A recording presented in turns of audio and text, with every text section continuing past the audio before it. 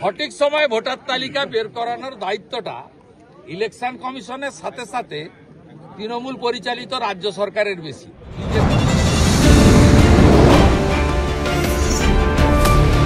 बांटेगा तो काटेगा, एक रहेगा तो नेक रहेगा, এটা বাংলাতে খুব দরকার। হিন্দু যদি বাঁচতে চাও, হিন্দু যদি বাঁচতে চাও, পশ্চিম বাংলায় পূজা করতে গেলে হাইকোর্টে যেতে হয়, গেরুয়া ধ্বজ নিয়ে বেড়ানো যায় না। বদলা আমি নিব, ভরসা আমার উপর রাখুন। জয় শ্রীরাম। জয় শ্রীরাম। জয় শ্রীরাম।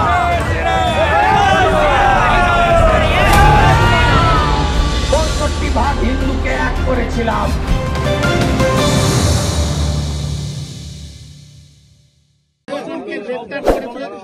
আমি তো আপনাকে বললাম, একলব্য রেসিডেন্সিয়াল স্কুল, আদিবাসী মডেল ভিলেজ, আমাদের এগুলো কোনোটাই এখানে করতে দেয়। উল্টে কন্ট্রাকচুয়াল, ক্যাজুয়াল, সিভিক ভলেন্টিয়ার্স ১,১৫,০০০ নিয়োগ হয়েছে, ৪,০০০ ভিলেজ পুলিশ নিয়োগ হয়েছে, এবং আপনার ওয়েবেলের মাধ্যমে যে ৮-১০,০০০ নিয়োগ করেছে। আপনি সংরক্ষণ দেখাতে পারবেন? ক্যাজুয়াল, কন্ট্রাকচুয়াল নিয়োগের ক্ষেত্রে সংরক্ষণ দেখাতে পারবেন? তার মানে ঘুরিয়ে সংবিধানের যে সংরক্ষণের অধিকার তফসিলি জাতি, উপজাতি, ওবিসি, ফিজিক্যালি চ্যালেঞ্জ যাদের দেওয়া আছে, সেটা কেড়ে নেওয়ার কাজ করেছেন। দেবেন তো পরের কথা। আপনি বলতে পারেন আমি এখানে পদবি তুলতে চাই না, সব সারনেমকেই আমি সম্মান করি। আজকে এত ভুয়া এসটি সার্টিফিকেট, একটা রায়গঞ্জেই ৬০০ এসটি সার্টিফিকেট বাতিল হয়েছে, ধরা পড়েছে। কত ধরা পড়েনি? আপনি এসটি সার্টিফিকেট দিয়ে, এসটি যারা নয় তাদেরকে এসটি সার্টিফিকেট দিয়ে তাদের অধিকার কাটছেন না। আপনি কেন ৯টা রেসিডেন্সিয়াল স্কুল করতে চেয়েছিল, একলব্য দিতে চান?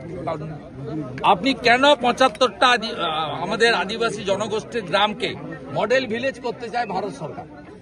যেখানে সৌর আলো থাকবে, বিনা পয়সায় আলো, যেখানে পাকা বাড়ি থাকবে, শৌচালয় থাকবে, primary health centre, primary education centre Santali ভাষার পড়া সহ সব থাকবে, পরিশ্রুত জল থাকবে, নলে জল।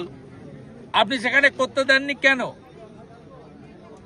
কেন করতে দেননি? কেন রামপুরহাটে ওই ছোট্ট আদিবাসী একটা বাচ্চাকে ধর্ষণ করে খুন করা হবে? এর উত্তর আমরা চাই।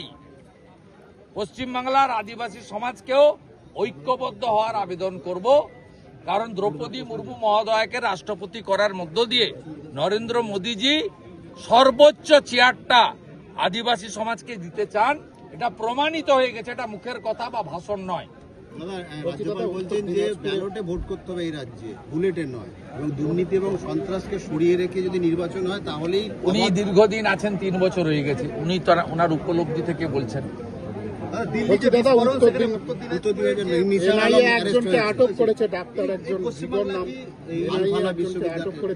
হ্যাঁ বেটা, সাপ্লাই করার হাব যত জঙ্গি, দেশবিরোধী, আনসারুল বাংলা, হিজবুল মুজাহিদিন, যত লোককে এখানে সাপ্লাই করেন। এর আগে ৭ শেখ ধরা পড়েছিল মুর্শিদাবাদের হরিহর পাড়ায়, ১.৫ বছর ধরে খাজেরি মাদ্রাসা চালিয়েছে, আর ৩ বার তৃণমূলকে ভোট দিয়েছে। নির্বাচন হলো, সেখানে মহিলারা এনডিএ কে সাপোর্ট করেছে, নরেন্দ্র মোদীকে সাপোর্ট করেছে। এবারে যে বাংলা, সেখানে কি লক্ষ্মী ভান্ডার কোন রকম ফ্যাক্টর হবে? আপনাদের কি সরকার গঠন হবে? কি বলছেন আপনি? বিহারে যেভাবে মহিলারা সাপোর্ট করেছে এনডিএ কে, নরেন্দ্র মোদীকে, এখানে আরজিকর ফ্যাক্টর হবে, দুর্গাপুর আইপিসিটি ফ্যাক্টর হবে, কসমা ল কলেজ ফ্যাক্টর হবে। ওটা তো সরকারের টাকা, ওই তো বিজেপিকে দেখে নকল করেছে। মহিলাদের সশক্তিকরণের জন্য প্রথম এই স্কিম চালু করেছিলেন শিবরাজ সিং চৌহান, লাডলি বহিন। বিজেপি রুল স্টেটে অনেক ভালো হয়। বিজেপি রুল স্টেটে শুধু ওই ভাতাতে সীমাবদ্ধ থাকে না, বাড়ির শিক্ষিত যুবক যুবতী চাকরিটাও পায়। চাকরিটাও দিতে হবে, সামাজিক সুরক্ষাও দিতে হবে, লাখপতি দিদিও বানাতে হবে। একসঙ্গে সব কাজ এনডিএ বা বিজেপি সরকার ভারতবর্ষের সব রাজ্যে করেছে।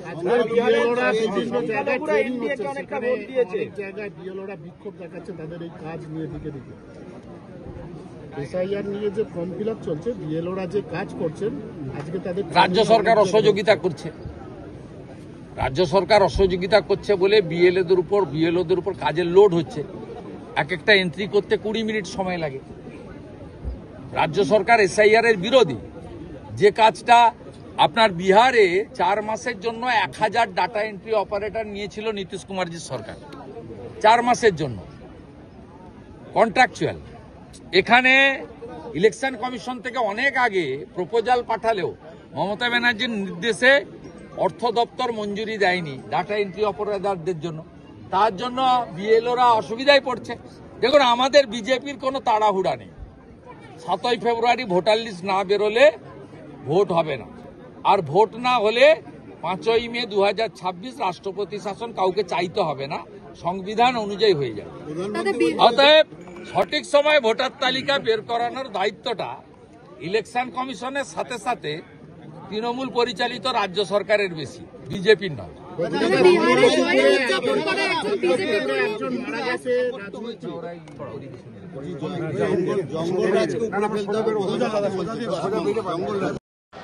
সবাইকে অন্তর থেকে আজকের দিনে হুল জোহার, গড় জোহার এবং জয় জোহার জানিয়ে আজকে আমাদের যে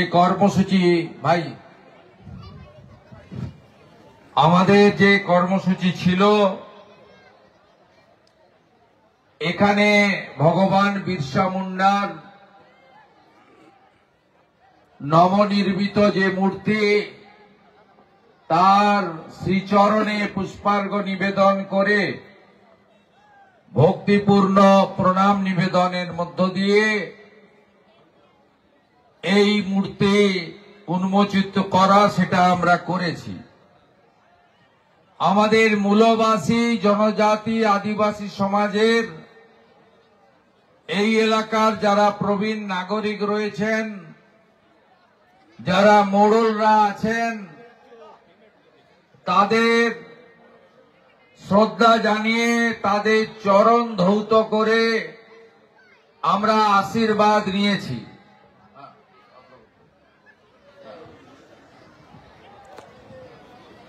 এবং আমরা এই মঞ্চে উপবিষ্ট হয়ে আজকের দিনটি সম্পর্কে কিছু কথা শুনছি এবং বলছি। ভগবান বিরসা মুন্ডার 150 বছরের আজকে জন্ম জয়ন্তী পালিত হচ্ছে গোটা ভারতবর্ষ জুড়ে, এবং আমরা অত্যন্ত খুশি, কৃতজ্ঞ যশস্বী প্রধানমন্ত্রী নরেন্দ্র মোদীজি গত কয়েক বছর আগে মন কি বাত অনুষ্ঠানে ভগবান বিরসা মুন্ডার ব্রিটিশদের বিরুদ্ধে, জোরদার জমিদার অত্যাচারীদের বিরুদ্ধে যে সংগ্রাম করেছিলেন, যাকে উলগুলান বলা হয়, তার প্রতি শ্রদ্ধা জানিয়ে আজকে জনজাতি গৌরব দিবস ঘোষণা করেছেন। ভারতবর্ষের প্রত্যেকটা রাজ্যে সরকার, শুধু পশ্চিমবঙ্গ সরকার বাদে সবাই জনজাতি গৌরব দিবস পালন করছেন। ভগবান বিরসা মুন্ডার কথা আমরা ইতিহাসে পড়েছি, তার সংগ্রাম, তার হার না মানা লড়াই। মাত্র 25 বছর বয়সে গৌতম দা বলছিলেন, ব্রিটিশরা অত্যাচারী, নিষ্ঠুর ব্রিটিশরা জেলে খাওয়ারে বিষ মিশিয়ে তাকে পৃথিবী থেকে সরিয়ে দিলেও ভারতবাসীর হৃদয়ে, ভারতবাসীর চিন্তায়, ভারতবাসীর শ্রদ্ধায় ভগবান বিরসা মুন্ডা আজও অমর, অজেয়। তার প্রতি আমরা শ্রদ্ধা জ্ঞাপন করি। সামগ্রিকভাবে মাননীয় অর্জুন সিং বলছিলেন যে আজকে পশ্চিমবঙ্গে আদিবাসী সমাজের যে অধিকার ভারতবর্ষের সংবিধান দিয়েছে, এই যে মুসলিম লীগ 2 সরকার এই রাজ্যে চলছে, তারা সেই অধিকারও কেড়ে নেওয়ার ব্যবস্থা করেছে। আপনারা জানেন বাবা সাহেব আম্বেদকর সংবিধান করেছিলেন, সেখানে তফসিলি উপজাতি অর্থাৎ এসটিদের জন্য, এসসিদের জন্য শিক্ষাতে, চাকরিতে সংরক্ষণ দিয়ে গেছিলেন। এই রাজ্যে তৃণমূল সরকার 6 লক্ষ রাজ্য সরকারের কর্মসংস্থানের পোস্ট অবলুপ্ত ঘটিয়ে 60,000 অর্থের বিনিময়ে তৃণমূলের ক্যাডারদেরকে কন্ট্রাকচুয়াল চাকরি দিয়েছেন এবং সেখানে 100 পয়েন্ট রোস্টার মানেননি। এসটিদের সংরক্ষণ, এসসিদের সংরক্ষণ দেননি, অর্থাৎ ঘুরিয়ে বাবা সাহেব আম্বেদকরের দেওয়া সংবিধানের অধিকার কেড়ে নিয়েছে এই রাজ্যের সরকার।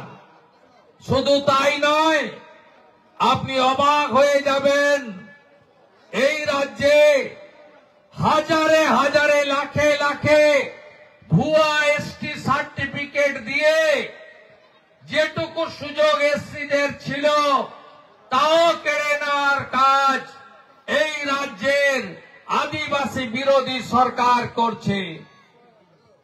অন্যদিকে বাংলাদেশ থেকে আসা মুসলিম অনুপ্রবেশকারী রোহিঙ্গাদের ঢুকিয়ে ল্যান্ড জিহাদ, জমি দখল, আদিবাসীদের তাদের মা বোনের কন্যাদের উপর অত্যাচার, লাভ জিহাদ, এইটা পশ্চিমবঙ্গের আজ নিত্যদিনের ঘটনা হয়েছে। তাই আপনাদের আজকে ভগবান বিরসা মুন্ডার 150তম আবির্ভাব দিবসে শপথ নিতে হবে। পশ্চিম বাংলায় এই রাষ্ট্র বিরোধী, সনাতন বিরোধী, আদিবাসী বিরোধী এই যে সরকার আছে, একে আমরা আরেকটা উলগুলানের মধ্য দিয়ে সরাবো, অপসারিত করব। আমি নরেন্দ্র মোদীজিকে প্রণাম এবং শ্রদ্ধা জানাবো। এই প্রথম ভারতবর্ষের সাংবিধানিক পদে 1 নম্বর জায়গাটা উড়িষ্যার একটি গ্রাম থেকে উঠে আসা এক আদিবাসী দিদি শ্রীমতী দ্রৌপদী মুর্মুকে রাষ্ট্রপতি করার মধ্য দিয়ে দিয়েছেন। নরেন্দ্র মোদীজির নেতৃত্বে ভারতীয় জনতা পার্টি এনডিএ গত 1 বছরের মধ্যে যেখানে যেখানে সরকার করেছে, 1.5 বছরের মধ্যে 2টো রাজ্যে আদিবাসী মুখ্যমন্ত্রী দিয়েছেন। ছত্তিশগড়ে বিষ্ণুদেব সাই এবং উড়িষ্যাতে মোহন মাঝি। জনজাতি গৌরব দিবসে নরেন্দ্র মোদীজি কয়েক বছর আগে ঝাড়খণ্ডের রাঁচিতে গেছিলেন। সেদিন তিনি আদিবাসীদের জন্য অনেক কর্মসূচি ঘোষণা করেছিলেন। সেদিন ভারতবর্ষের আদিবাসী কল্যাণ দপ্তরের মন্ত্রী ছিল অর্জুন মুন্ডাজি। আপনার পশ্চিমবঙ্গে মমতা ব্যানার্জি এই কর্মসূচিগুলো করতে দেয়নি। ক্লাস 1 থেকে 12 একলব্য বিদ্যালয়, রেসিডেন্সিয়াল একলব্য বিদ্যালয় ভারতবর্ষে বিজেপি, নন বিজেপি সব রাজ্যে নিয়েছে। পশ্চিমবঙ্গে 9টা একলব্য রেসিডেন্সিয়াল বিদ্যালয় করতে চেয়েছিলেন নরেন্দ্র মোদী। জমি চেয়েছিলেন, মমতা ব্যানার্জি জমি দেয়নি। বলেছে আমার রাজ্যে এই কর্মসূচি আমি করতে দেব না। বিল্ডিং করার জন্য জমি দেয়নি।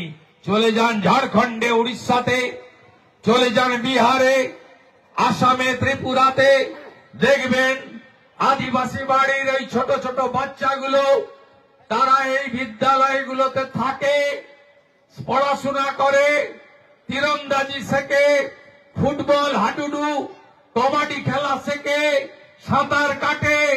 তারা কিভাবে তৈরি হচ্ছে পৃথিবীতে বিভিন্ন ক্রীড়া প্রতিযোগিতায় তারা ভারতবর্ষকে মেডেল এনে দিচ্ছে। একলব্য রেসিডেন্সিয়াল স্কুল থেকে আজকে আমাদের রাজ্যে এরা করতে দেয়নি। নরেন্দ্র মোদীজি তিনি ৭৫টা প্রাচীন জনজাতি মুন্ডা সমাজ সহ তাদের যে উন্নতির জন্য ৩৭,০০০ আদিবাসী গ্রামকে বেছে নিয়ে আদর্শ মডেল ভিলেজ তৈরির কর্মসূচি নিয়েছেন। সব জায়গায় কমপ্লিট হয়ে গেছে। ওই আদর্শ আদিবাসী মডেল গ্রামগুলোতে কি রয়েছে? আদিবাসী মডেল গ্রামগুলিতে রয়েছে একটি করে পাকা বাড়ি থাকার জন্য, সৌর বিদ্যুৎ, নলে জল, পরিশ্রুত পানীয় জল, এবং ওই গ্রামগুলিতে রয়েছে সাঁওতালি ভাষা সহ শিক্ষার জন্য প্রাথমিক বিদ্যালয় এবং প্রাইমারি হেলথ সেন্টার। আমাদের রাজ্যে একটা গ্রামেও এই রাজ্য সরকার, আদিবাসী বিরোধী সরকার করতে দেয়নি। সাথে সাথে ধন্যবাদ জানাবো ভারত সরকারকে। তারা ৫০,০০০-এরও বেশি সাঁওতালি ভাষায় তাদের শিক্ষক শিক্ষিকা নিয়োগ করেছেন কেন্দ্রীয় বিদ্যালয়গুলিতে, যাতে সাঁওতালি ভাষাতেও পঠন পাঠন করার সুযোগ পাওয়া যায়। আমাদের রাজ্যে সাঁওতালি ভাষায় অলচিকি লিপিতে বিদ্যালয় তৈরি হয়নি। যেটুকু তৈরি হয়েছে পাঠ্যপুস্তক পাওয়া যায় না, শিক্ষক নিয়োগ হয় না। এই হচ্ছে পশ্চিম বাংলার আদিবাসী বিরোধী সরকারের ভূমিকা।